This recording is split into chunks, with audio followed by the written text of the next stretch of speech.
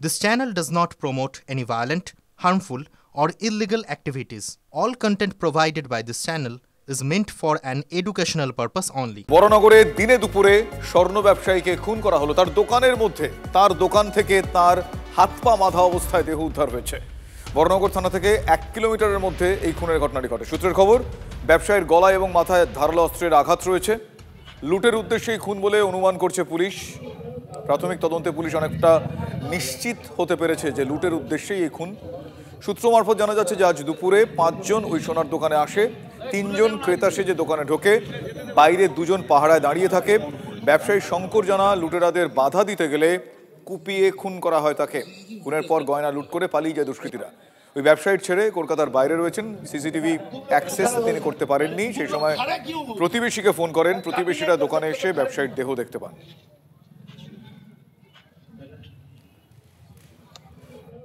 দরজা খুলে দেখলাম যে উনি পাটা বাঁধা অবস্থায় এবং রক্তাক্ত অবস্থায়, দেয়ালে রক্ত লেগে আছে।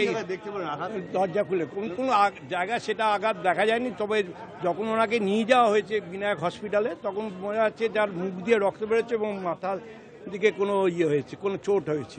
আমাদের এখানে নিরাপত্তা বলে নেই। আমরা যেটা দেখছি যে এখানে দেখুন সোনার দোকান, প্রচুর পরিমাণে সোনার দোকান আছে, কিন্তু এখানকার নিরাপত্তা সেইভাবে নেই। কোনো পুলিশের সেইভাবে কিন্তু গার্ড নেই এই অঞ্চলে, টল নেই। রাতের দিকে আসে কিনা আমরা সেটা বলতে পারবো না। এটা আমরা কোনো স্বর্ণকারী কেউ ভাবিনি। এরপরে তো আমাদের যা দেখছি, আমাদের স্বর্ণকারদের প্রচুর আতঙ্ক বেড়ে যাচ্ছে। এরপর এখানে প্রচুর স্বর্ণশিল্পীরা এখানে সোনার কাজ করে। তারা আগামী দিনে কিভাবে কাজ করবে, কিভাবে ব্যবসা চালাবে, এটা আমাদের খুব ভাবার একটা বিষয় হয়ে যাচ্ছে। আমাদের নিরাপত্তা আস্তে আস্তে হারিয়ে যাচ্ছে।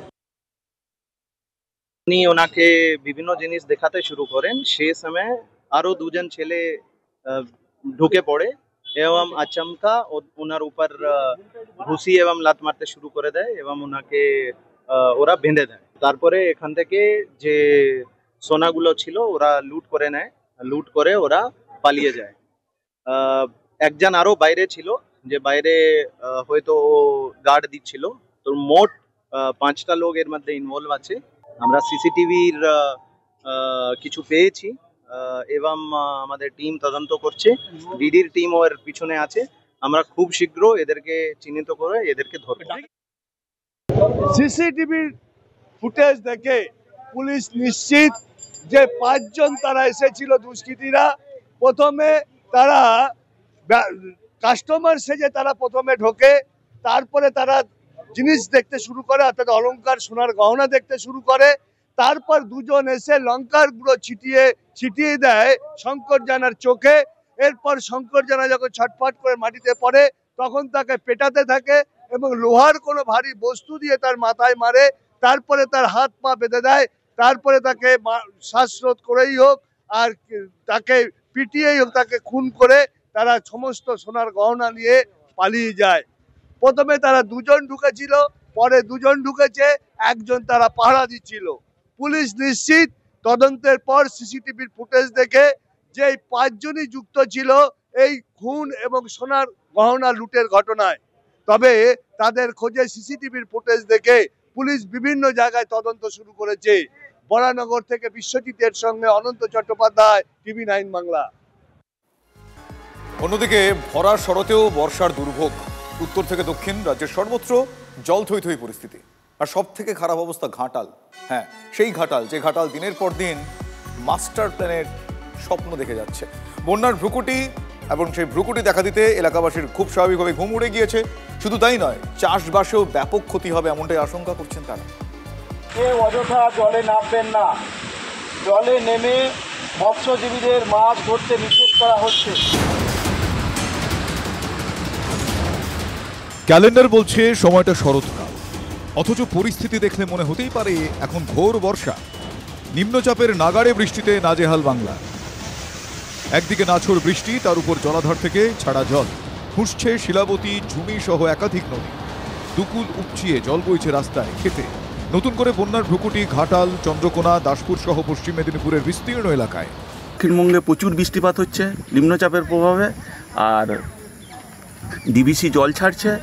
সমস্ত বাঁধ থেকেই জল আসছে এবং শিলাবতী বা চন্দ্রকোনা ব্লকে যেসব নদীগুলি খুব ফুলে ফেঁপে উঠেছে। আকাশে মেঘ দেখলেই সিঁদুরে মেঘ দেখেন ঘাটালবাসী। এলাকা ভাসতে দেখে যেন নিজেদেরই ভাসতে দেখছেন দুর্গতরা। ভুক্তভোগীদের মুখে এখন একটাই কথা, মাস্টার প্ল্যান হলে হাঁপ ছেড়ে বাঁচতেন সকলেই। বাঁধ যদি ভেঙে যায় আবার আমাদের ওই ফসলের ব্যাপক ক্ষতি হবে। মাস্টার প্ল্যানটা হলে ভালো হতো, যত তাড়াতাড়ি হয় মানুষের উপকৃত হতো। ক্রমে জটিল হচ্ছে পরিস্থিতি। বিপদ থেকে বাঁচতে এলাকাবাসীকে সতর্ক করছে প্রশাসন। সবাই সাবধানে থাকবেন, নিরাপদে থাকবেন। আমরা ফ্লাড শেল্টার খুলবো, আমাদের রুয়েল কিচেন চালু হচ্ছে, মেডিকেল ক্যাম্প চালু হচ্ছে। সবাইকে সাবধানে থাকার পরামর্শ দেওয়া হচ্ছে। জলে হাবুডুবু খাচ্ছে বীরভূমের দুবরাজপুরও।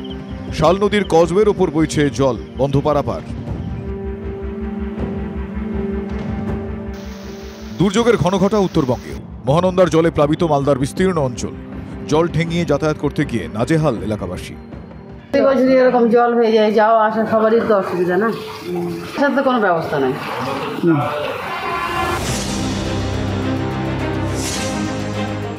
জল নিকাশি ব্যবস্থা কোনো কিছু নেই। ড্রেন ফুল হয়ে যাবে, পুরো জল ভরে যাবে। রাস্তার জল, এদিককার জল, সব দিককার জল এই পাড়াতে এসে ভরবে। জল থই থই জলপাইগুড়ির ধূপগুড়িও। কবে কাটবে দুর্যোগ, কবে উঠবে ঝলমলে রোদ? আকাশের দিকে তাকিয়ে এখন তারই অপেক্ষায় এলাকাবাসী। অসীম, হিমাদ্রি, শুভতোষ ও রনির রিপোর্ট, TV9 বাংলা।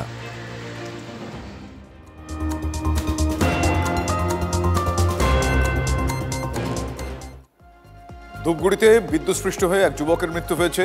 ঝোড়ো হাওয়া এবং বৃষ্টির মধ্যে কাজ করতে গিয়ে বিদ্যুৎস্পৃষ্ট হন ওই যুবক। শালবাড়ি এলাকার ভণ্ডানী মেলার এই ঘটনা।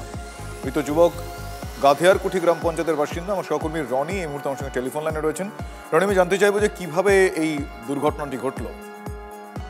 শুভজিৎ, যেমনটা জানা গিয়েছে যে বানাহাট থানার অন্তর্গত মধ্য শালবাড়ি এলাকায় ভান্ডানিয়ার মেলা বসেছিল এবং সেখানে সাংস্কৃতিক অনুষ্ঠানের জন্য মঞ্চ তৈরি করা হয়েছিল। যেহেতু সন্ধ্যার পর থেকে প্রচন্ড ঝড়ো হাওয়ার সঙ্গে বজ্রবিদ্যুৎ সহ বৃষ্টি পড়ছিল, সেই সময় ইলেকট্রিকের কাজ করতে যান শুভঙ্কর রায় নামে বছর 23-এর এক যুবক এবং সেই সময় কিন্তু বিদ্যুৎপৃষ্ট হয় জেনারেটরের বিদ্যুৎ সংযোগ থেকে এবং তারপরে তড়িঘড়ি তাকে সেখান থেকে নিয়ে যাওয়া হয় বীরপাড়া স্টেট জেনারেল হাসপাতাল এবং নিয়ে যাওয়ার পথেই তার মৃত্যু হয়, যেমনটা জানা গিয়েছে। এবং পাশাপাশি বলে রাখা দরকার যে এই বিদ্যুৎপৃষ্ট হয়ে মৃত্যুর পাশাপাশি আরো দুজন কিন্তু বাজ পড়ে আহত হয়েছে এই ঝড়ো বৃষ্টির জন্য।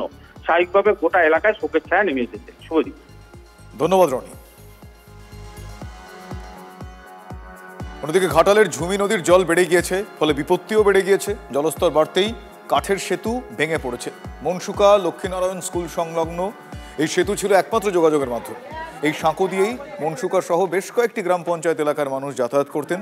সাঁকো ভেঙে যাওয়ায় নদী পারাপারে এই মুহূর্তে বিঘ্ন ঘটেছে বললেও কম বলা হবে। সম্পূর্ণ বন্ধ নদী পারাপার এই মুহূর্তে।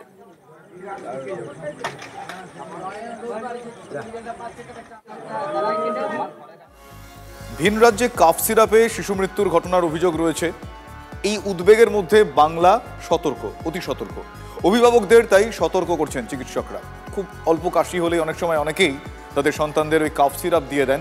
চিকিৎসকরা বলছেন যে না, একটু আদ্রু কাশি হলে সঙ্গে সঙ্গে কাফ সিরাপ দিয়ে দেবেন না। জ্বর, সর্দি, কাশি ইত্যাদি হলে আগে চিকিৎসকের পরামর্শ নিন, তারপর তারা যেভাবে বলছে সেভাবে মেনে চলুন। এটা চিকিৎসকরা বলছেন, শুনুন। কাফ সিরাপে বিষ। মধ্যপ্রদেশ ও রাজস্থানে 10-এর বেশি শিশু মৃত্যুর অভিযোগ। এই পরিস্থিতিতে কাপ সিরাপের ব্যবহার নিয়ে অ্যাডভাইজারি জারি করল কেন্দ্র। সেই নির্দেশিকায় বলা হয়েছে 2 বছরের কম বয়সী শিশুকে কাপ সিরাপ দেওয়া উচিত নয়। 5 বছরের কম বয়সী শিশুদের কাপ সিরাপ দেওয়ার ক্ষেত্রেও অত্যন্ত সতর্ক করা হয়েছে। কাপ সিরাপের প্রয়োজন হলে সঠিক মাত্রায় দিতে হবে। শিশুদের শারীরিক পরিস্থিতির ওপর নজর রাখতে হবে। প্রেসক্রিপশন ছাড়া কাপ সিরাপ কেনা যাবে না। ওষুধের সঙ্গে পার্শ্ব প্রতিক্রিয়ার দিকটিও খেয়াল রাখতে বলা হয়েছে। 2 বছরের কমে কোনো বাচ্চার কাপ সিরাপের কোনো দরকার নেই। ডিএরও রিকমেন্ডেশন রয়েছে বিলো 4 ইয়ার্স কোনো কাপ সিরাপের দরকার পড়ে না। মা কি হবে, অল্প কাশলেই ভাববে আমি আরেকবার দিয়ে দিই, ডোজটা ওভারডোজ হবে এবং ওভারডোজের জন্য যে সিস্টেমিক সাইড এফেক্ট, সেই সাইড এফেক্টগুলো সাংঘাতিক হতে পারে। সূত্রের খবর, রাজস্থান, মধ্যপ্রদেশে শিশুদের মৃত্যুর আগে একাধিক উপসর্গ দেখা গিয়েছিল। বমি, দুর্বলতা, অস্থিরতার মতো উপসর্গ দেখা যায় শিশুদের শরীরে। কোনো কোনো শিশু সংজ্ঞাহীন হয়ে পড়ে। মধ্যপ্রদেশের ছিন্দওয়ারাতেই 9 শিশুর মৃত্যু হয়েছে। 1 সপ্তাহের মধ্যে রাজস্থানেও 3 শিশুর মৃত্যু উদ্বেগ বাড়িয়েছে। আমি বারবার বলবো যে ডাক্তারের কাছে আর্লি যান, কারণটা নির্ধারণ করুন, কারণ অনুযায়ী ট্রিটমেন্ট করুন। আর কাপ সিরাপের ক্ষেত্রে জুডিশিয়াল কাপ সিরাপ ইউজ করবেন না। খুব ছোট বাচ্চাদের ক্ষেত্রে কাপ সিরাপ দেওয়ার কোনো জায়গা নেই। যদিও কাপ সিরাপে টক্সিন থাকার অভিযোগ উড়িয়ে দিয়েছে স্বাস্থ্য মন্ত্রক। কাপ সিরাপের নমুনায় মেলেনি ক্ষতিকারক পদার্থ, দাবি করেছে কেন্দ্র। যেখানে শিশু মৃত্যু হয়েছে সেখান থেকেই নমুনা সংগ্রহ হয়েছে। কিডনির ক্ষতি হতে পারে এমন পদার্থ মেলেনি। বিবৃতি জারি করে জানিয়েছে স্বাস্থ্য মন্ত্রক। এই কাশির ওষুধগুলোর প্রচুর সাইড এফেক্ট আছে। কোনোটা হার্টের উপরে এফেক্ট করে, কোনোটা ব্রেনের উপরে এফেক্ট করে, কতগুলো আছে যেগুলো ব্রেনে হেমোরেজও করে দিতে পারে। তো সুতরাং এদের সাইড এফেক্ট পড়লে আপনার মাথা খারাপ হয়ে যাবে। কোনো বয়সেই কাপ সিরাপের কোনো দরকার নেই। আর কাশির সিরাপ খেয়ে শিশু মৃত্যুর অভিযোগের মধ্যেই একটি বিশেষ ব্র্যান্ডের কাশির সিরাপ বিক্রিতে তামিলনাড়ুতে নিষেধাজ্ঞা জারি করা হয়েছে। চেন্নাইয়ের ওই সংস্থায় রাজস্থান, মধ্যপ্রদেশ, পুদুচেরিতে কাশির সিরাপ পাঠিয়েছিল বলে জানিয়েছে তামিলনাড়ু প্রশাসন। ওষুধ তৈরির কারখানা থেকে নমুনা সংগ্রহ করে পাঠানো হয়েছে পরীক্ষার জন্য। সৌরভ দত্তের রিপোর্ট, TV9 বাংলা।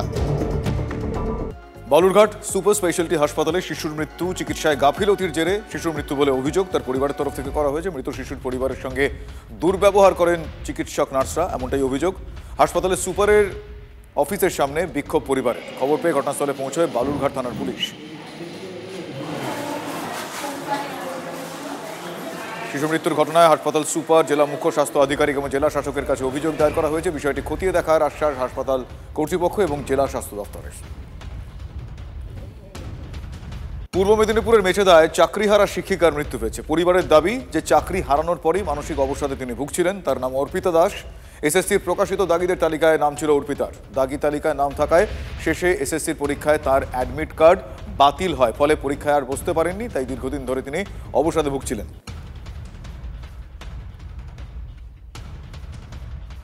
তমলুকে ডহরপুর স্কুলে চাকরি করতো। টিচারদের সঙ্গে হেডমাস্টারের সঙ্গে খুবই ভালো সম্পর্ক। তারপরে গত 2 বছর হায়ার সেকেন্ডারির খাতা দেখার জন্য অ্যাপয়েন্টমেন্ট হয়েছে। খাতা দেখেছে ওরা কিন্তু যেদিনকে সুপ্রিম কোর্টের অর্ডারটা হয় সেদিনও পড়াচ্ছে 3টা পর্যন্ত। নিউজে যখন ওটা চলে এসেছে যে সকলের বাতিল করেছে, তখনই স্কুল থেকে চলে এসেছে। সামাজিক দিক থেকে এতদিন মাস্টারমশাই বলে যাতায়াত করেছি, তার একটা সামাজিক সম্মান ছিল। সে কেউ বলুক আর না বলুক, কিন্তু অন্তরের মধ্যে তো সেটা একটা আঘাত দিচ্ছে। যেদিনকে পরীক্ষা দেয় তো তখন সেদিনকে তো অপারেশন টেবিলে পরীক্ষা দিবে কী করে? পরীক্ষা দিতে পারলে সুবিধা হতো, কিন্তু সেই পরীক্ষাটা দেওয়ার সব কিছুই ব্যবস্থা করেছিল ছেলে, কিন্তু তার আগেই তো ডিসঅর্ডারে চলে এসেছে না। মার্কিন যুক্তরাষ্ট্রে খুন ভারতীয় চিকিৎসক পরিবার। আমেরিকার ডালাসে গুলি করে খুন ভারতীয় যুবককে। চন্দ্রশেখর পোল ডেন্টাল সার্জারিতে স্নাতকোত্তর করছিলেন। কী কারণে খুন, মার্কিন পুলিশ প্রশাসন তা খতিয়ে দেখছে।